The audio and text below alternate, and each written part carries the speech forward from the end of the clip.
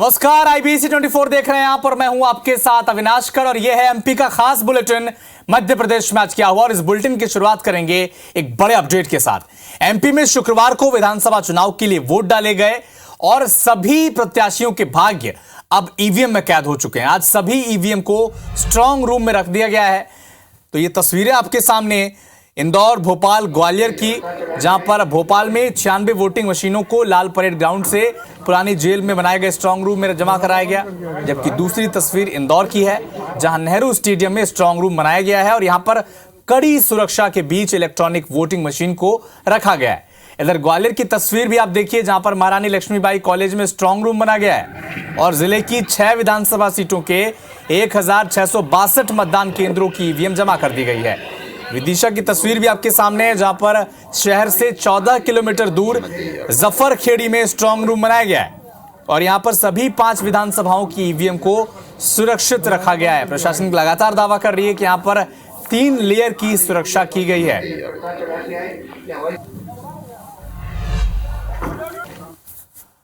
तो अगली खबर जबलपुर से, जहां पर कृषि विश्वविद्यालय में स्ट्रांग रूम बनाया गया है और इधर मतदान के बाद नतीजों का इंतजार कर रहे प्रत्याशियों के दिलों की धड़कनें बढ़ती ही जा रही हैं।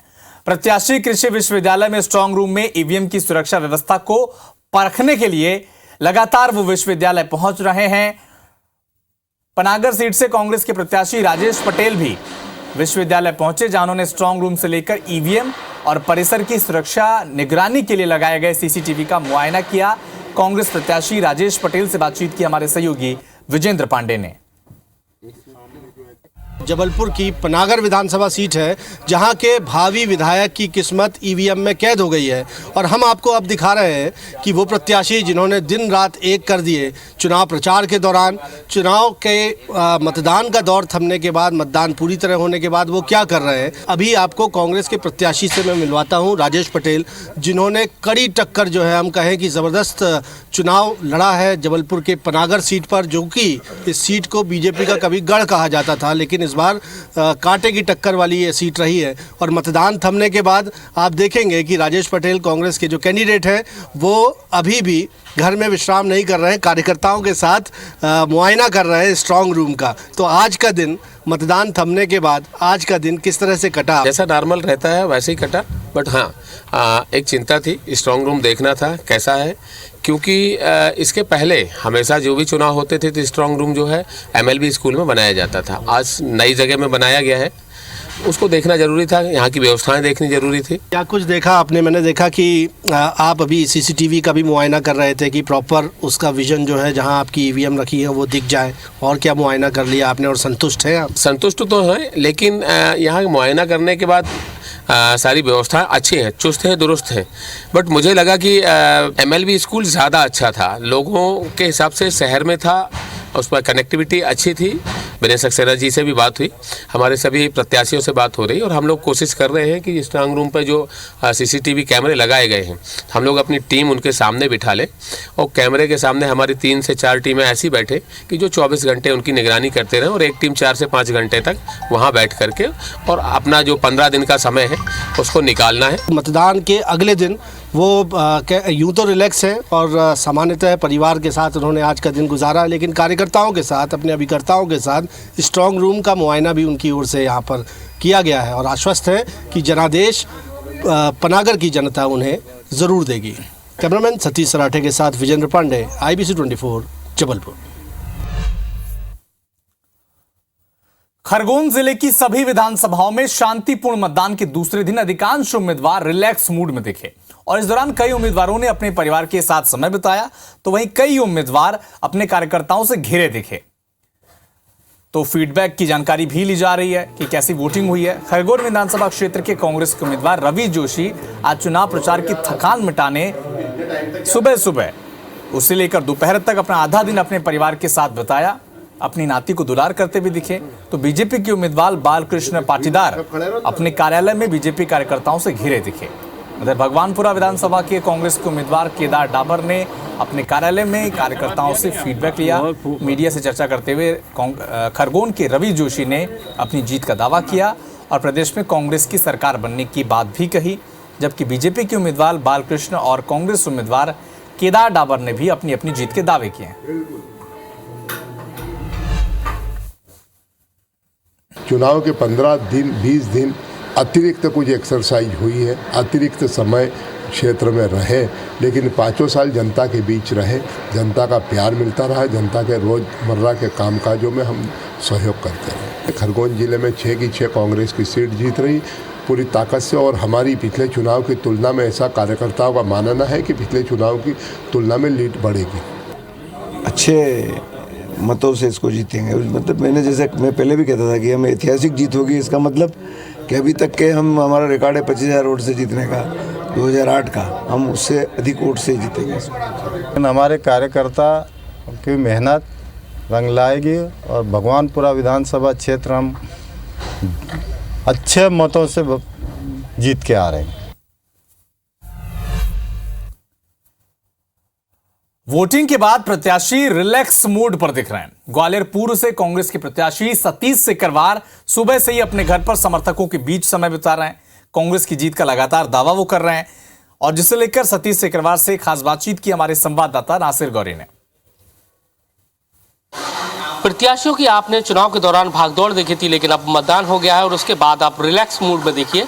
ग्वालियर के मौजूदा कांग्रेस के विधायक हैं और कांग्रेस के प्रत्याशी भी थे ग्वालियर पूर्व विधानसभा से।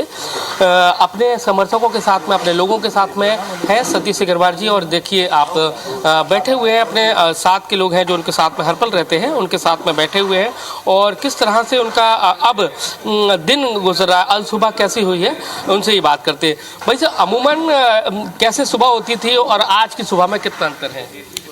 बहुत ज़्यादा अंतर नहीं है, अमूमन सुबह जैसे होती थी वैसे ही हुई है, और आज थोड़ा सा 1-8 घंटे विलम्ब हुआ है, और नहा धो के तैयार होकर पूजा पाठ करके नाश्ता करके अपने कार्यालय पे बैठ के जनता की समस्याओं को सुनना और जनता की समस्या का समाधान करना, और कार्यकर्ता जो आ रहे हैं उनसे फीडबैक लेना। किस तरह का फीडबैक कर रहा है? कार्यकर्ताओं से अच्छा फीडबैक मिल रहा है, और जनता का अपार समर्थन कांग्रेस पार्टी को मुझे मिला है। मैं ग्वालियर की जनता का शुक्रिया अदा करता हूँ, चाहता हूँ कि उन्होंने प्यार इसने इतना भरपूर दिया है कि जब परिणाम आएंगे तब पता लगेगा। लेकिन आपका मुकाबला तो महल से था, यानी कि माया सिंह जी थी, वो मामी हैं सिंधिया जी की, और उसके बाद उनसे मुकाबला, तो कितना चैलेंज भरा था ये मुकाबला? कोई चैलेंज नहीं था किसी प्रकार का। जनता कांग्रेस के साथ खड़ी है, जनता का जनादेश, जनता का आशीर्वाद अपने साथ है। लेकिन लगता तो होगा ना कि महल है, सिंधिया जी लगातार फोकस किए हुए थे, उन्होंने अपने समर्थक का टिकट कटवा दिया, उनको दिलवा दिया, लगातार वो सभाएं कर रहे थे। चलता रहता है, कोई फर्क नहीं पड़ता। अब तो महल को पता ही है कौन में किस तरह से महल की कुदर हुई। अब कोई ज़्यादा बहुत अंतर नहीं है। अब जो गरीब आदमी की श्रद्धा थी पहले, अब गरीब आदमी खुद ही इनको नकार चुका है। तो आप देख सकते हैं कि बड़ी बात कही है, यानी कि कहा है कि भले ही वो टिकट महल का था, लेकिन अब लोग महल को पसंद नहीं करते हैं, और कई सारी बातें भी उन्होंने बड़ी बात कही है। कैमरामैन राजकुमार कुशवाहा के साथ नासिर गौरी, IBC 24 ग्वालियर। तो आज पूर्व मुख्यमंत्री और PCC चीफ कमलनाथ का जन्मदिन है। कमलनाथ के निवास पर जन्मदिन का जश्न मनाया गया। कमलनाथ को शुभकामना देने के लिए हजारों कार्यकर्ता उनके निवास पर पहुंचे। जन्मदिन के मौके पर पूर्व मुख्यमंत्री कमलनाथ को बधाई देने के लिए कार्यकर्ताओं का तांता लग गया।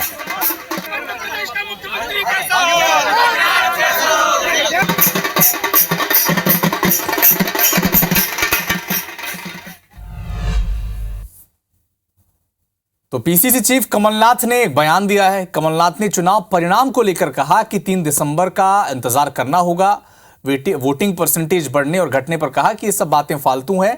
साथ ही कमलनाथ ने चुनाव में गड़बड़ी को लेकर कहा कि मैंने सभी जगह से अधिकारियों की लिस्ट मंगवाई है, जहां गड़बड़ी की गई है उन पर कार्रवाई की जाएगी।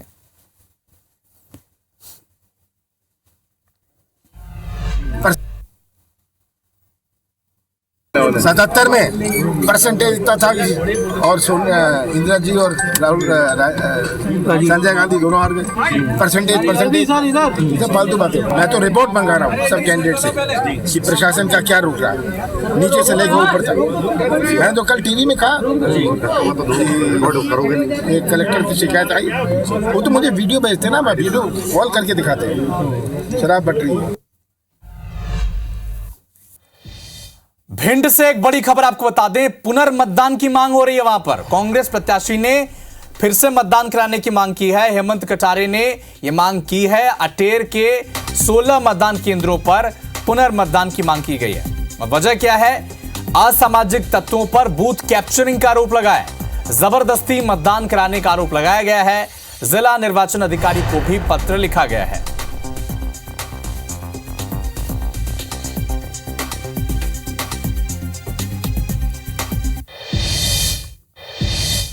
इधर इंदौर में एनआरआई युवती के साथ फ्लाइट में छेड़छाड़ का मामला सामने आया। युवती की शिकायत पर पुलिस ने केस दर्ज भी कर लिया है। पीड़िता उदयपुर से इंदौर आ रही थी। युवती अमेरिका में फ्लाइंग ट्रेनिंग का कोर्स कर रही है।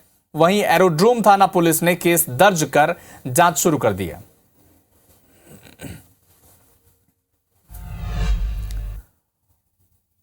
एमपी में दो बड़े सड़क हादसे आज हो गए हैं। पहली तस्वीर मुरैना की हम आपको दिखाने जा रहे हैं, जहां पर कार ने मतदान दल की बस को टक्कर मार दी। हादसे में 4 कर्मचारी घायल हो गए, जिन्हें इलाज के लिए अस्पताल में भर्ती करा दिया गया है। जबकि दूसरी तस्वीर सिवनी की है, जहां पर अज्ञात वाहन ने पुलिस कर्मियों को टक्कर मार दी। हादसे में एक पुलिसकर्मी गंभीर रूप से घायल भी हो गया, जिसे नागपुर रेफर किया गया है।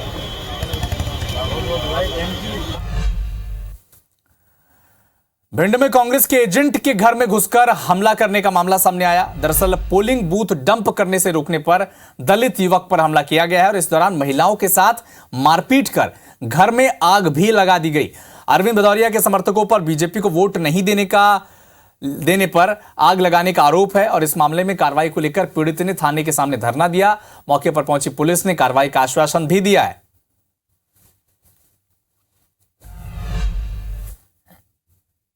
इंदौर में सिंधी कॉलोनी विवाद का मामले में कांग्रेस नेताओं पर एफआईआर दर्ज कर ली गई है। कांग्रेस के प्रदेश प्रवक्ता के मिश्रा, शहर कांग्रेस अध्यक्ष सुरजीत सिंह चड्ढा और कार्यकारी अध्यक्ष पर एफआईआर दर्ज की गई है।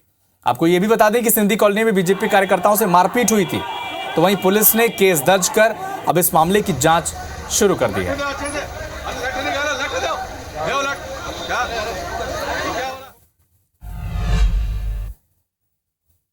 शहडोल में चुनाव ड्यूटी के दौरान पीठासीन अधिकारी की मौत हो गई। शहडोल मुख्यालय में काम करते समय मृतक अधिकारी की तबीयत बिगड़ी थी, जिसके बाद आनन फानन में उन्हें इलाज के लिए अस्पताल में भर्ती कराया गया, जहां इलाज के दौरान उनकी मौत हो गई। मौत की जो वजह थी वो हार्ट अटैक बताई जा रही है।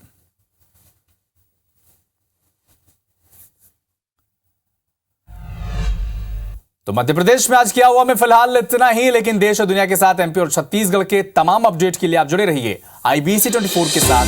नमस्कार।